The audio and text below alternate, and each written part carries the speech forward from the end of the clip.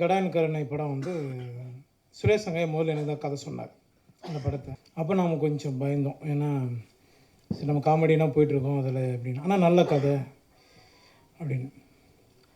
அதில் ஒரு கேரக்டர் சொன்னாப்புல, அதாவது பண்ணலாம். நான் அந்த டைமில் கூப்பிடும்போது என்னால் போக முடியாமல் போயிடுச்சு, சில இடங்கள் கமிட்மெண்ட்டில்.